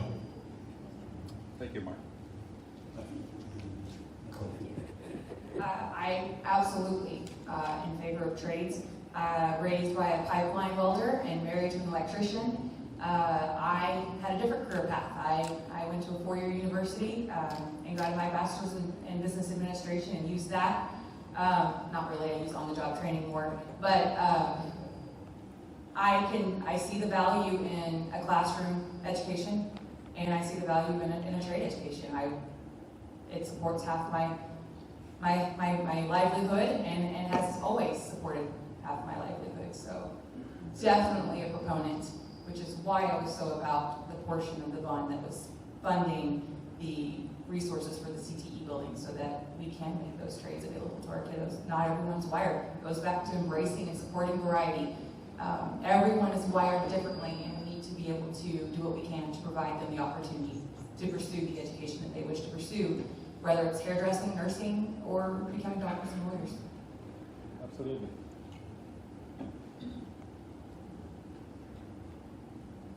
After working in the school district, I strongly believe, as everybody does, that, not everybody's going to go to college. It's super expensive. My husband graduated from VOTEC, which is now part of the University of Montana. My son, who's a senior, came home from career day. Mom, I have a new idea. I'm not going to law school. I'm doing process tech. And I'm going to make just as much money. And I'm not going to have any debt. He probably won't make as much money, but he's not going to have any debt going to college. And he's going to graduate making almost as much as my son is graduating in aerospace engineering. What I would like to see happen is that we have a division, maybe 3 of them. This is just an idea in my head, where you have the kids who know they're going to college. They're on the college prep. That's what they used to call it way back when I was in school. And then you have the people who know they're not going to go to college. And so they can devote their time to things that are not algebra 2, because that is really, really hard for a lot of the kids in school. And then you maybe have a middle one where they're not sure. They might do this, they might do that, they don't know what they want to do, but they could go either way with that path. So that's what my ideas have been on that. All right, Mr. King, I'm going to split the next question in 3 and 3, all right? Looks like we have somebody else too. Yeah, I only got one. That I got very important one issues right here. And one is about current events that's happening right now in the border. Real quickly, Zach, what would you do as a school board member with the influx of the migrants coming up north, and who knows, they might arrive in San Patricio County? What would you implement to make their lives better? Zach only. In school, of course. Well, I don't know. That's a pretty tough question. It's current events. Yeah. First of all, I know that there is, I think that people are coming up and being in this area where they're probably not a lot of people welcoming those migrants and things like that. I think it's a tough thing. I don't know if I personally would have the answer to your question of what I would do to make their lives better. School board member. I know that we have leaders in place now. Matter of fact, I know that there was one that was just put in place that did a dissertation on people in misplaced houses, or misplaced homes. So I think that that's something that I would have to think about and come together with other members of the school board to. Okay, we'll time out real quick before we get off course here. Yep. Basically, success for them to not just be in the classroom, they're just sitting down, not knowing English. So basically, they're part of ESL, okay, yeah. And then 0 English. So that's where my question is going: is where would you put or implement a program or consider it for the schools for these kids that are coming up north? Well, I think it's our job as a school board to take all those issues into account. It's for every student. We're going to do our due diligence to work together to make those kids' lives easier. Right? I don't think that it's something that we're going to push them away or tell them that they're not welcome here. So I think that my answer to that shortly would be that we would work together to find ways to make those kids' education better. Great question, Mr. Ward. Okay, tell me something about the to represent the taxpayers and not grandkids and not people living coming up here. Why do you keep asking all these political type questions? This is what's They going don't on. represent illegal aliens. I don't represent nobody. This is current events right now that are we. really. You're hogging the time. There's some nice people who want to question. Yeah, You've got plenty of questions. You real get quickly. two already. All right, real quick. Calm down. Okay, Mr. Mark Roach. Yeah. Tell me something about the ROTC program on GPIS. I'm not real familiar with the ROTC. I'm not real familiar with the ROTC program at GPISD, except that I know that it exists in some degree. I'm an ROTC kid from Texas A&M. From Texas A&M, so I'm a strong believer in the ROTC program. At this point in time, I'll be honest with you, I'm not familiar with how successful. Young lady, go ahead. Right now, we have to go to Aransas Pass, and I think it's a shame. I mean, our history is a Navy area, and our kids do not have ROTC here.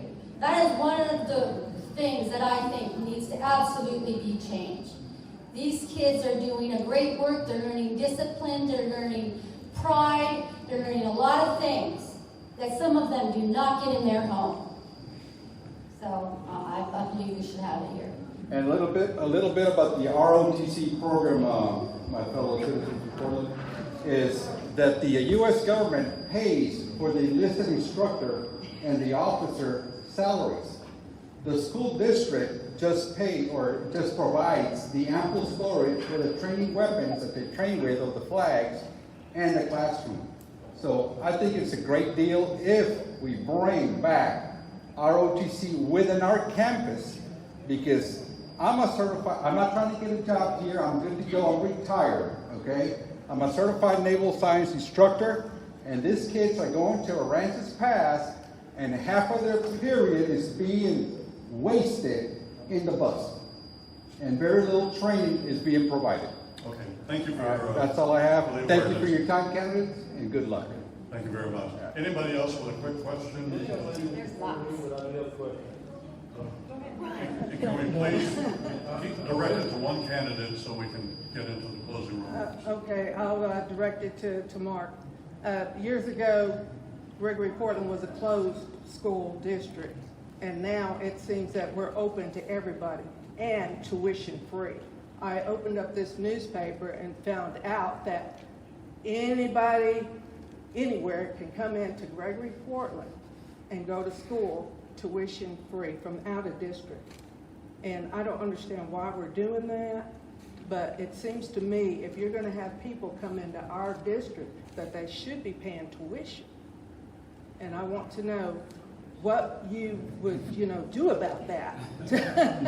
I'd like to see them pay tuition, or I'd like to see what's closed the school district again. And I appreciate that question. The topic came up during our bond election, and I'll be real honest with you. I don't have the answers. I think there's some folks in the audience that do. However, they're going out, we're going in, so we need to learn it. But certainly, I mean, GP the desire for GP is to become a destination district. That means a destination district for the students who live here, and any students outside the district that want to come here. I'm aware of the quality of education in the entire coastal bend area. And I know that certain districts in the center of that geographic area are not desirable, and the folks who live in that area want their kids to either go out to Cal Allen, down to Flower Bluff, or over here to GPISD. Okay? I'm not sure that I have a particular specific issue with that, except for it's GP kids first. And if we've got some room after that, and we can bring some kids in, then we can let them come in. But I believe that the state regulates how the cost of that student is apportioned. Am I right or wrong?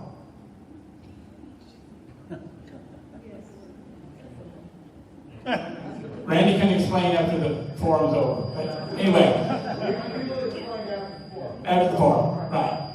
But I know that there's some excess capacity, that the school district has some excess capacity, and I didn't want anybody to think that GPISD is operating at the exclusion of a student who lives in the school district. Should they pay tuition or not pay tuition? I have no argument with that at all, ma'am. You want to come to GP, you can pay for it. Yeah. All right, can somebody answer that? Somebody want to answer that, or you have a different question? I have a different question. Okay. Okay. Can you please speak up? Okay. Hi, I'm Elizabeth Miller. I'm a current Gregory Portland sophomore, and I have had this conversation several times with several of my other peers, and we feel like at the top of our classes that we're not given enough opportunities to excel and to challenge ourselves in academic competition or in higher level classes. What would you do to encourage and improve in order to challenge these students to the top?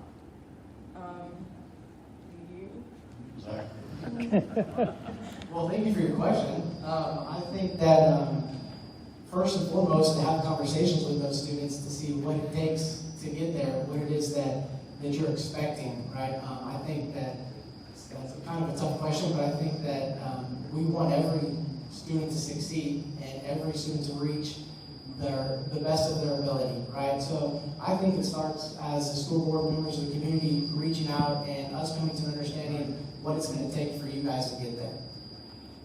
Okay, and I believe we have Commissioner Moore who would like to add to the conversation about the last topic.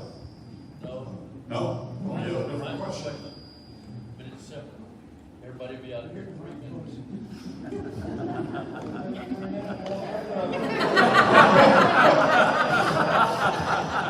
All right, my time's up.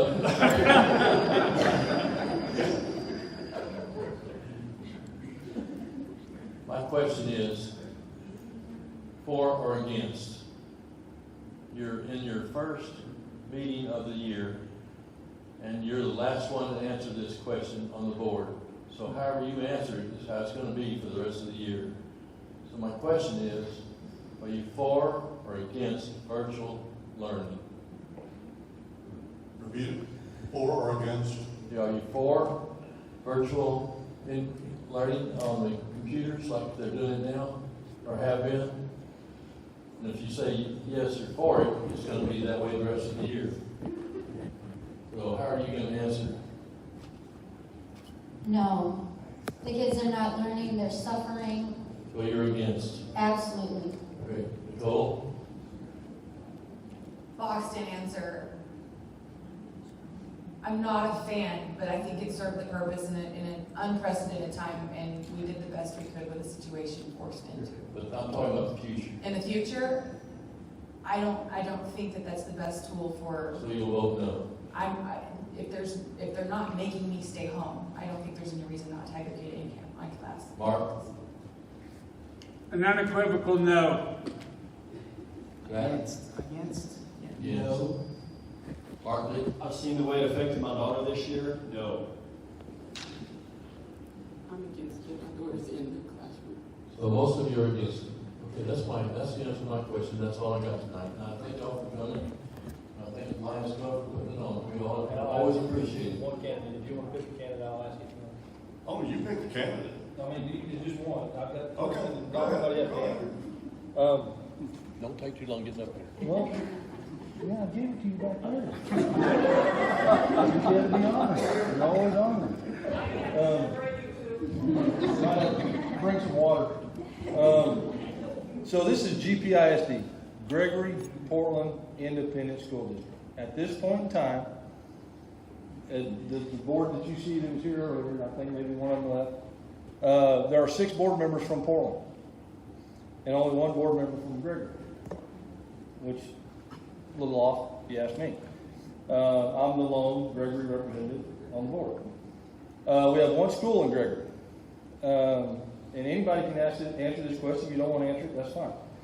But looking forward and looking ahead as a board, and y'all have to understand, we are not involved in the day-to-day operations of the school. Some of these questions really tonight were not relative because you're not going to be making those decisions. But there are decisions we do make. Like, oh, we're going to buy a piece of property over here, and we might build a new school over here. Or we might buy a piece of property over here and buy a new school over here.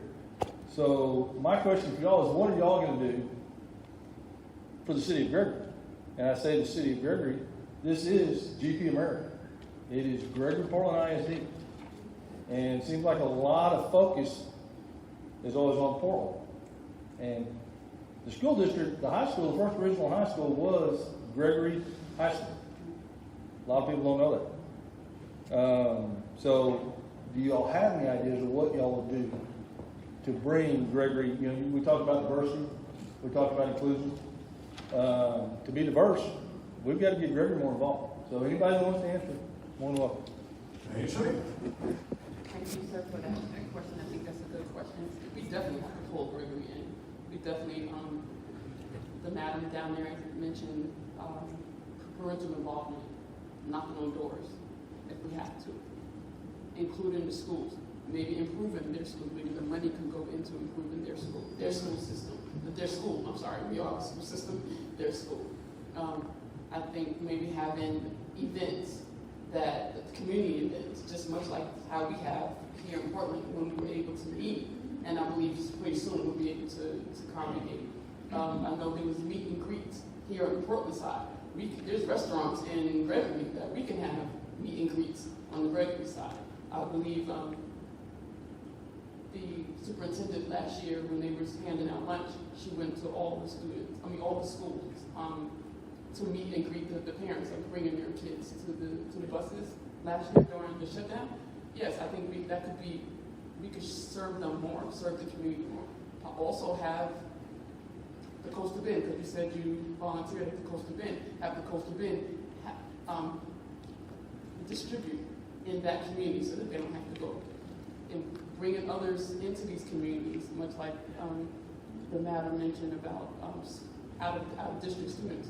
That builds up our community because people will spend money in that community by buying gas on their way out or getting something to eat at the Whataburger or the H-E-B here. It brings people from outside the district. So if we have more events in Gregory, we'll buy gas or go to the small shacks. It's not a bad word, but that's what they are, the small restaurants in Gregory, and pour more money back into that community.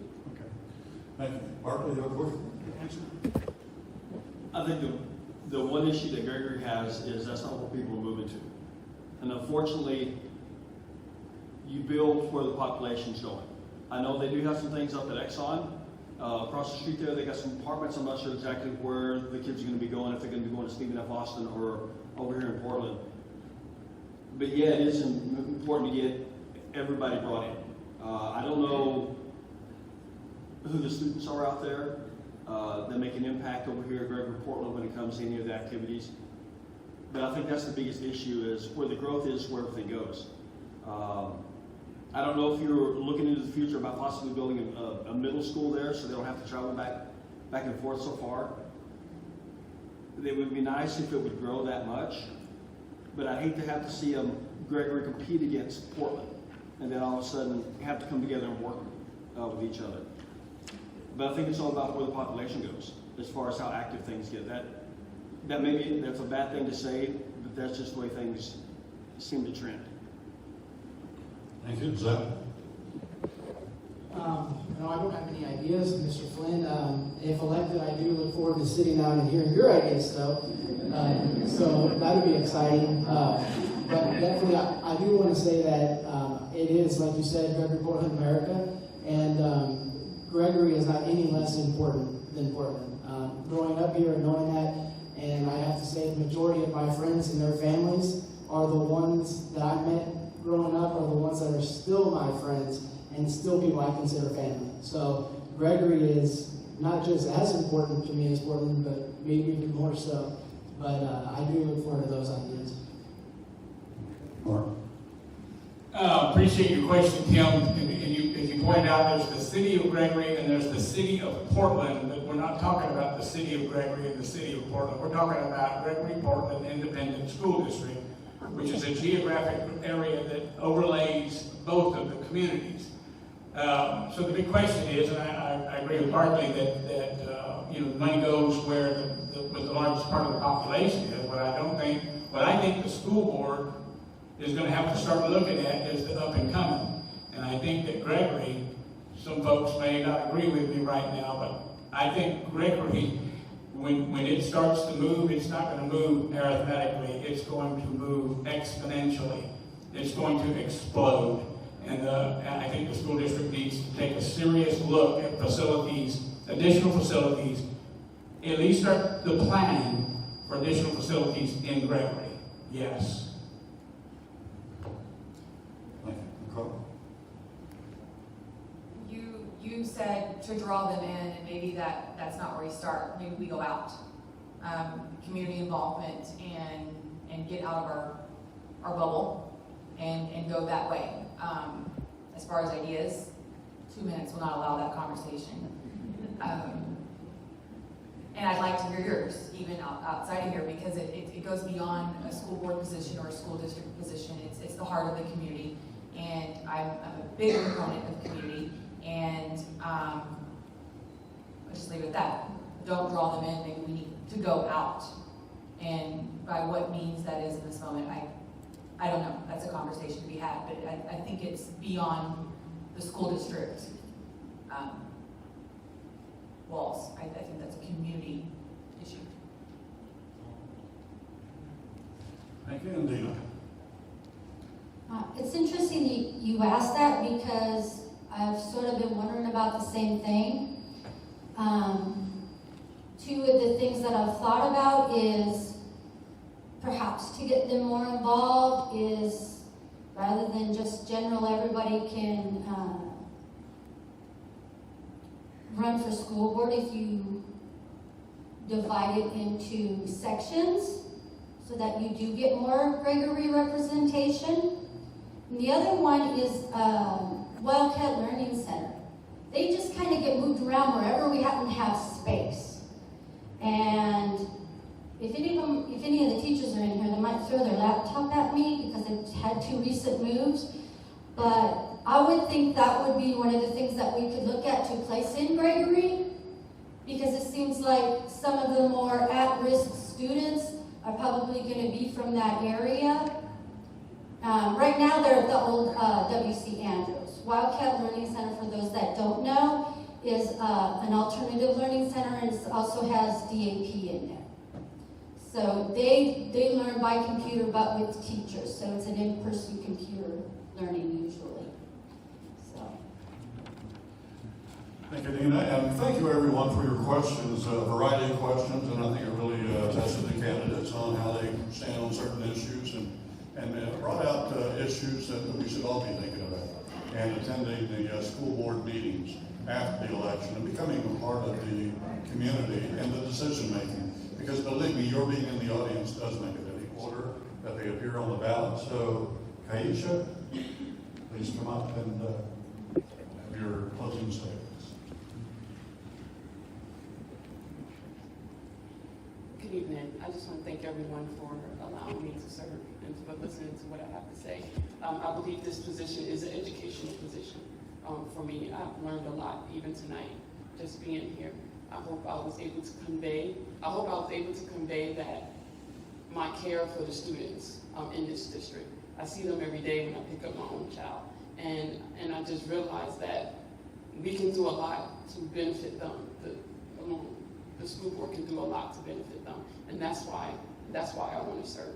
I want to serve for all the students from pre-K all the way to kindergarten. I want to serve the students from scholarly to the ones that unfortunately may have to attend the Wildcat Learning Center.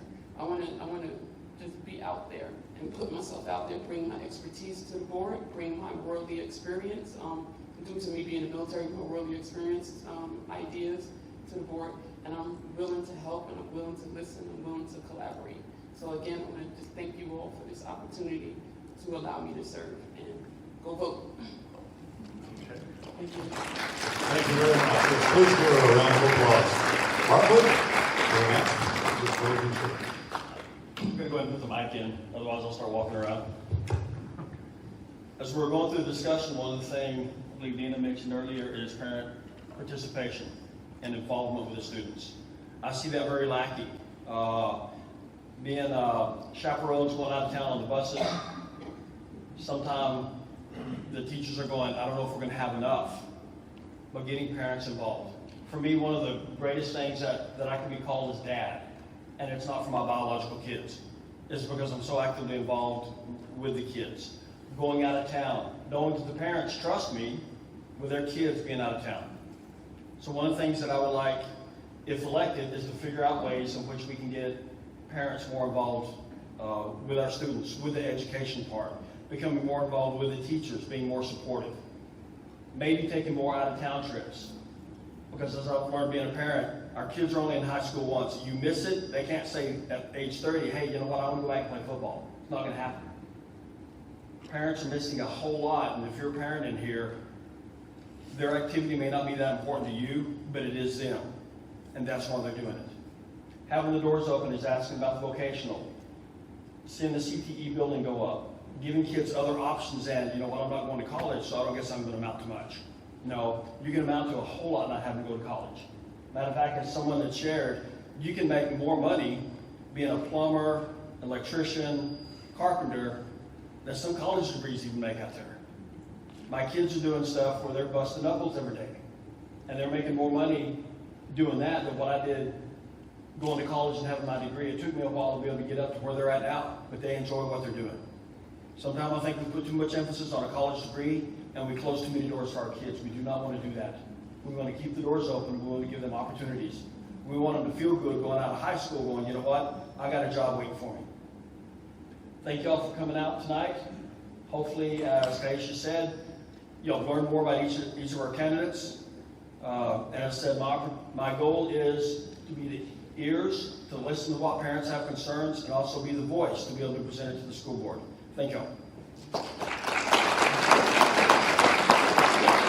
Thank you. And now, Zach Simmons. All right, I'll just start by thanking everybody for coming out, and I appreciate all your questions, as hard-hitting as they were. I was supposed to coach a t-ball team tonight, so this was a heck of a lot easier, I'm going to tell you that. I did learn a whole lot tonight. You know, my parents told me when I was young, if you're the smartest one in the room, you're in the wrong room. And I was obviously in the right room tonight, so thank y'all for educating me. I just want to add that, you know, we kind of touched on it earlier, but, you know, one of the things that drove me to want to serve the community and to run for school board is that, you know, school board, city council, the local governance is really the last true forms of democracy in this country, right? We want to make decisions not based on what my personal beliefs are all the time, but we want to make common sense decisions for our communities that are fair for everybody. And that's one thing that I will strive to do. I want our kids to have the best future possible. I think it was John Gordon that says that, you know, leadership isn't about having personal power, it's about empowering others. And I think that's what we all will strive to do. Everybody up here that has put their name out there, I applaud you, because this is volunteers, this is service, that it's a very hard thing to do. And I appreciate y'all's time as well. So I will just close by saying, please vote for me. I ask that you vote for me so I can help represent you and our community.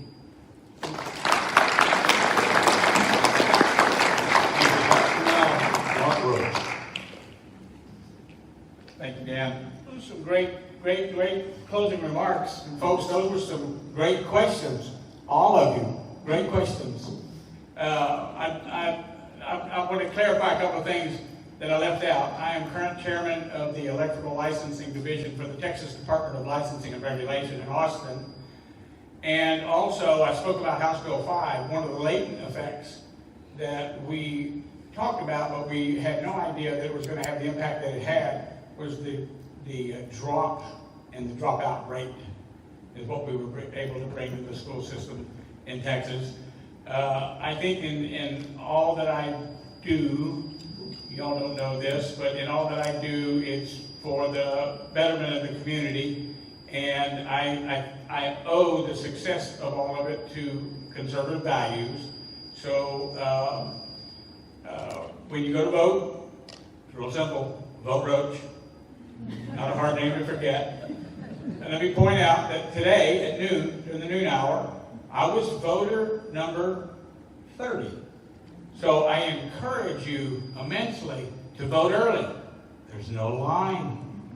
Thank y'all for coming out tonight. Thank you, Mark. And now Nicole Nolan with her closing statements.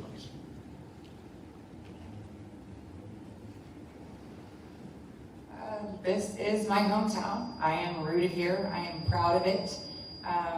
And I've served in various ways, like I said before, and I plan on continuing serving.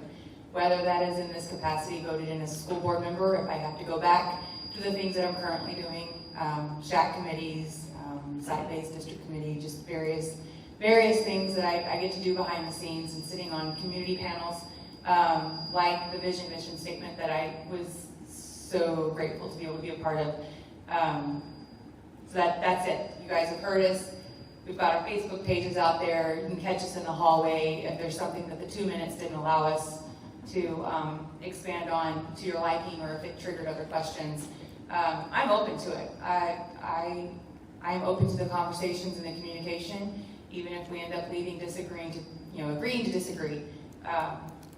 So that's it. I'm here. I'm not going anywhere, and we'll continue serving in whatever capacity you guys allow me to do.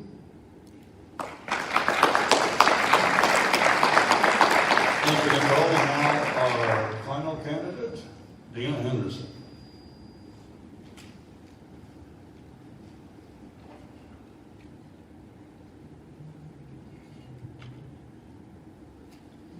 So whoever y'all vote for will be a huge deciding factor on the direction of the school. Where the school goes, so goes the town, so goes the community, so goes the nation. And there are many issues that we've dealt with, many more that we probably could have asked, and we could have been here for days. Having worked with the children, they're in my heart. I'm here for them. Because I see their struggles, I see their excitement, I see their victories. And that's why even though my son's graduating, I still want to serve the children, I want to serve the parents, I want to serve the community. And as a republic, a school is where it starts. The only way that we can make sure that our country is going in the right direction is to go through and be a patriot, be a parent, county by county, district by district. Because we have learned how much control local, county, state have over our lives and our children's lives. From what I've said, y'all probably know where I stand on most things. I'm a constitutionalist. I've studied the Constitution. I believe very much in the Constitution. We had founders who gave us the education, gave us the belief in the education, because an educated citizenry is what makes a great republic, what keeps a great republic. My prayer, even prior to my decision to run for trustee, is that God's will be done in Portland, in Gregory, in San Pat, in Texas, and in the USA. That the light overtakes the dark of our world. And that starts with giving that light to our children. Vote lucky last. Thank you.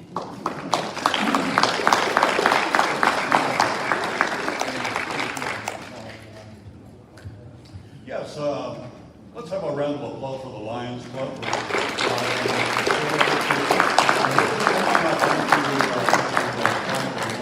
Like Mark said, early voting has started. It runs until the 27th, and then the election day is May 1st. So please do your part and go out and vote. And again, I want to thank all of the candidates for stepping up, becoming involved, and wanting to make a difference in our community. And this is the best place to do it, right here at the school board. So with that, thank you very much for allowing me to be your moderator again, and I'll turn it over to Richard Fever. Thank you, everybody.